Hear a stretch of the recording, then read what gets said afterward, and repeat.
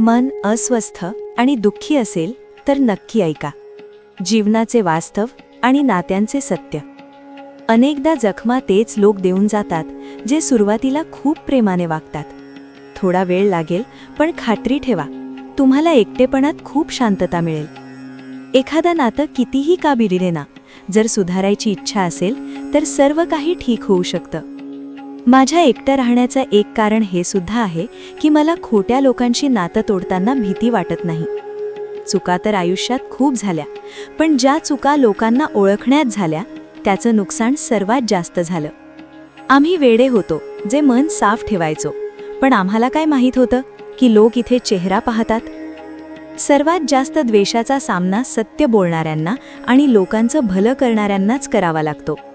नात्यांमध्ये वाढणाऱ्या द्वेषाचं एक कारण हे सुद्धा आहे की आजकाल लोक परक्यांना आपलं करण्यात आणि आपल्यांना दुर्लक्ष करण्यात गुंतले आहेत. नातं जर टिकवून ठेवायचं असेल तर चांगुलपणा सांगत राहा, आणि जर संपवायचं असेल तर सत्य बोलून द्या. नात्याच्या सुरुवातीला लोक गमतीत सुद्धा रुसू देत नाहीत, आणि जेव्हा मन भरतं तेव्हा तीच माणसं रुसल्यावर सुद्धा मनवायला येत नाहीत. काश लोकांना इतकी छोटी गोष्ट समजावी की नाती एकमेकांची काळजी घेण्यासाठी बनवली जातात, एकमेकांचा वापर करण्यासाठी नाही. विश्वास आणि फसवणूक. आयुष्यात अनेकदा असं होतं, आपण ज्यांच्या सोबतीसाठी तरसत असतो ते दुसऱ्या कुणाला तरी खुश करण्यात व्यस्त असतात. विश्वासात इतकेही आंधळे होऊ नका की तुमच्या जवळच्या माणसाचा खरा रंग तुम्हाला दिसणारच नाही. माणूस सगळं काही विसरतो, पण विनाकारण त्रास देणाऱ्याला कधीच विसरत नाही. माणसाचा स्वभाव खूप विचित्र आहे. मेलेल्यासाठी रडतो आणि जिवंत असलेल्यांना रडवतो. तो असा भेटला जणू कधी जाणारच नाही, आणि असा गेला जणू कधी भेटलाच नव्हता. कुणावर रुसायचं असेल तर सांभाळून रुसा, कारण आजकाल मनवण्याचा नाही तर सोडून देण्याचा रिवाज आहे. मनात भावना आणि वागण्यात आदर असायला हवा. फक्त प्रेम ओरडल्याने प्रेम होत नाही. माझ्यावर प्रेम करणारे तर खूप आहेत, पण माझी आवड समजून घेणारं कोणीच नाही. आपल्या हास्याचे मालक स्वतः बना, नाहीतर इथे रडवणारे खूप मिळतील. सावरण्याच्या प्रयत्नात आम्ही आयुष्यभर विखुरत राहिलो. फक्त एका क्षणाच्या जगण्यासाठी आम्ही आयुष्यभर तरसत राहिलो. मजबुरीने शिकवलंय की जगायचं कसं. आता वेळ वाईट असो वा चांगली, काय फरक पडतो. जेव्हा नाराजी एखाद्या खास व्यक्तीवर असते तेव्हा माणूस ओरडत नाही, फक्त रडून देतो. प्रेम आणि नातं. प्रेम करण्याचा तो काळ सुद्धा अनोखा होता जेव्हा हजारो लोकांशी नाही तर कुणा एकाशी मन लावलं जायचं. शांततेचा अंधार रात्रीच्या अंधारापेक्षाही जास्त जीवघेणा असतो. काही लोक म्हणतात की गमावणं म्हणजे प्रेम असतं, काही म्हणतात मिळवणं म्हणजे प्रेम असतं, पण खरं तर नातं मनापासून निभावणं म्हणजे प्रेम असतं. गरजेपेक्षा जास्त विचार करणं माणसाचा सगळा आनंद हिरावून घेतं.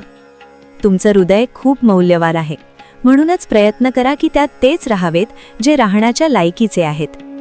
खुशाली विचारल्याने काही बदलत नाही, फक्त मनाला समाधान मिळतं की कुणीतरी आमची काळजी करताय. खोटंही बोलावं लागतं, सत्यही लपवावं लागतं.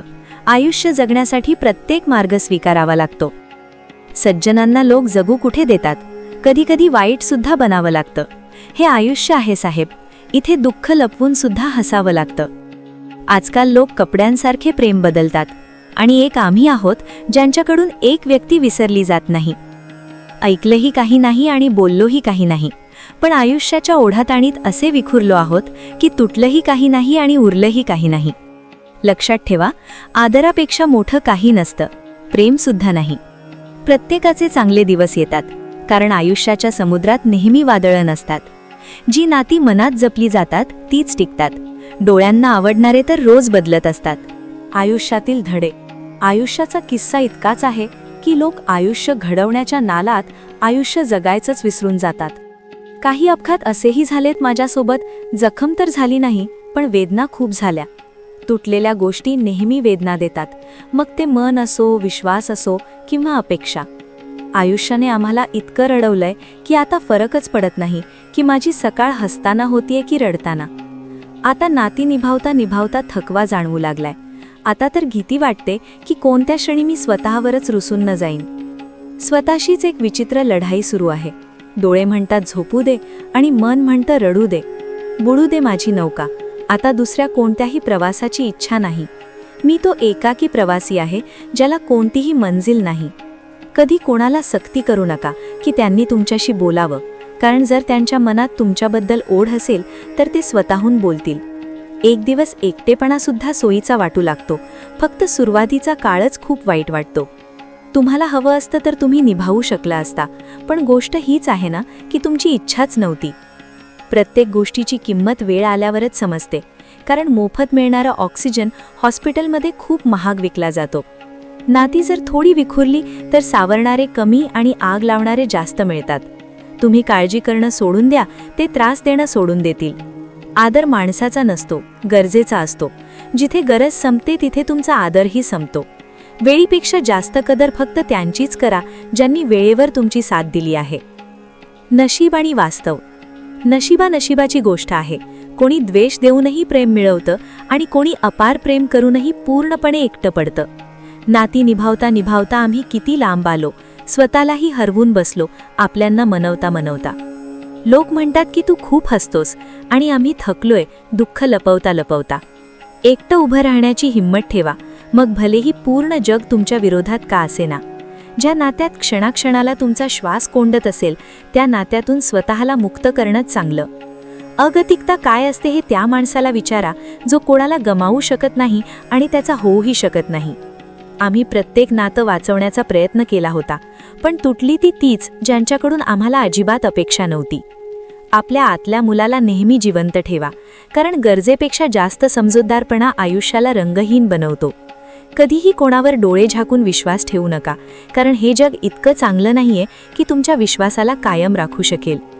माझा उद्या सर्वात चांगला असेल हीच जिद्द मला अजून एक उद्या जगण्यासाठी प्रवृत्त करते. जेव्हा तुम्ही कोणाला गरजेपेक्षा जास्त उपलब्ध होता तेव्हा तुमची कदर तिथे संपते. मनाची एक गोष्ट सांगू, आजकाल नात्यात कोणाला सल्ला देऊ नका. लोक तुमचा सल्ला घेण्याऐवजी तुमची साथ सोडूनच निघून जातील. जीव लावून चाहणाऱ्यांचा एक दिवस जीव भरूनच जातो. स्वतःचे रक्षण आणि प्रगती. मनातील गुपिते तुम्ही आपल्यांना सांगता, पण ती गुपिते परक्यांपर्यंत पोहोचतात.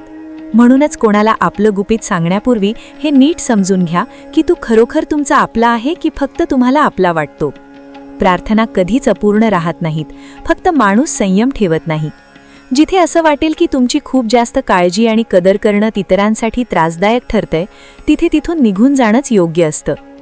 तुमच्या आयुष्यात पुन्हा पुन्हा कोणी येणार नाही, म्हणूनच त्या प्रत्येक व्यक्तीची कदर करा जी तुमच्या आयुष्यात फक्त तुमच्यामुळे आहे. म्हणतात की पहिलं प्रेम विसरता येत नाही, मग लोक आईवडिलांना कसं काय विसरतात?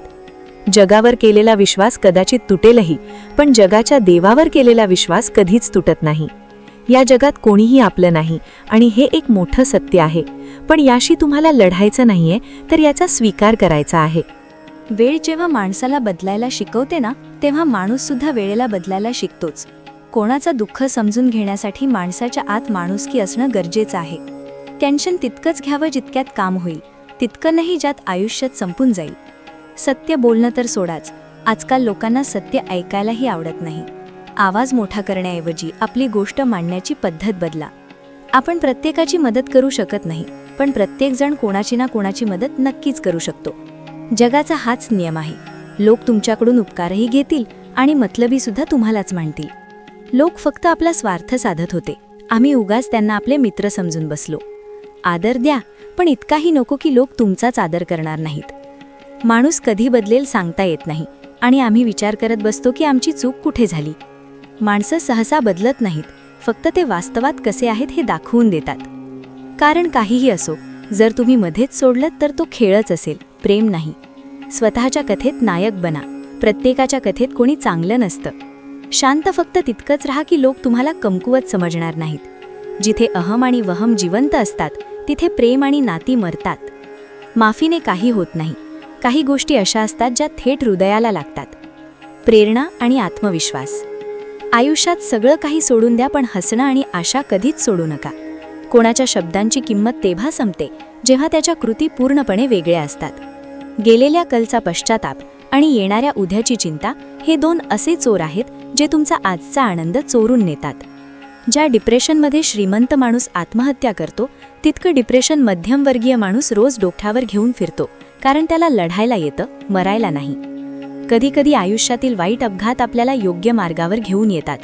ते लोक सर्वांना वेळ देतात ज्यांना एकटं असण्याचा अर्थ माहीत असतो. जर आयुष्यात शांतता हवी असेल तर लोकांकडून अजिबात अपेक्षा ठेवू नका. ज्या नात्यांना ओरडून सांगावं लागतं की आम्हाला तुमची गरज आहे, तर समजून जा की तुम्ही त्यांच्यासाठी अजिबात गरजेचे नाही आहात. ते लोक कधीच रुसत नाहीत ज्यांना मनवणारं कोणी नसतं. चांगला सल्ला आणि चहा प्रत्येक ठिकाणी मिळत नाही. इतिहास साक्षी आहे. प्रेम आणि भविष्य यांपैकी स्त्रीने नेहमीच भविष्याची निवड केली आहे. तुम्ही जसे आहात तसेच राहा, कारण ओरिजिनलची किंमत नेहमी डुप्लिकेटपेक्षा जास्त असते. काही चुका माफ करणं ही तुमची सर्वात मोठी चूक असते. माणूस मरण्यापेक्षा बदनामीला जास्त घाबरतो. यशस्वी झाल्यानंतरच माणसाच्या खऱ्या स्वभावाचा पत्ता लागतो. नीच व्यक्ती ती असते जी पद आणि प्रतिष्ठा मिळाल्यावर सर्वात आधी त्याच व्यक्तीचा नाश करते ज्याच्या मदतीने ती मोठी झाली आहे. एकटं चालायला शिका, मग कोणासाठी थांबावं लागणार नाही. तुमच्याकडे जे आहे त्याची कदर करायला शिका, कारण असे अनेक लोक आहेत जे त्यासाठी तरसतात जे तुम्ही मिळवलं आहे. बुद्धी खूप वाढवा, पण मनाला नेहमी अशिक्षित ठेवा, जेणेकरून ते भावना समजून घेण्यात हिशोब करणार नाही. माणूस फक्त त्याच व्यक्तीसाठी रडतो ज्याला तो आपल्या आयुष्यात सर्वात खास जागा देतो. माणसाला माणसापासून दूर करणारी पहिली गोष्ट जीभ आहे आणि दुसरी गोष्ट पैसा आहे. जगात सर्वात सुखी तेच लोक आहेत ज्यांना हे समजलंय की इतरांकडून कोणत्याही प्रकारची अपेक्षा करणं व्यर्थ आहे. आयुष्यात थोडं दुःखही गरजेचं आहे. नेहमी सुख मिळत राहिलं तर तुम्ही आयुष्यात कधीच पुढे जाऊ शकणार नाही. कोणी कितीही दरवाजे बंद केले तरी ज्याच्या मनात खरी इच्छा असते तो कोणता ना कोणता मार्ग नक्कीच शोधून काढतो. एकटाच आहे पण आता मी खुश आहे. आम्ही बदललो नाही आहोत, फक्त सगळं काही समजून गेलो आहोत. पैसा आणि माणुसकी. नात्यांना कधी संपत्तीच्या नजरेतून पाहू नका, कारण साथ देणारा माणूस अनेकदा गरीबच असतो. ज्या माणसावर आपण जीवापाड प्रेम करतो, आयुष्यात तोच माणूस आपला सर्वात जास्त फायदा घेतो, कारण त्याला माहीत असतं की आपली कमजोरी काय आहे. इतके समजदार बना की कोणाला माफ करा, पण इतकी मूर्ख बनू नका की फसवणूक करणाऱ्यावर पुन्हा विश्वास ठेवाल. मला आशा आहे की तुम्हाला ही कथा नक्की आवडली असेल. व्हिडिओ आवडला असेल तर व्हिडिओला एक लाईक नक्की करा आणि कमेंटमध्ये जय श्री कृष्ण नक्की लिहा.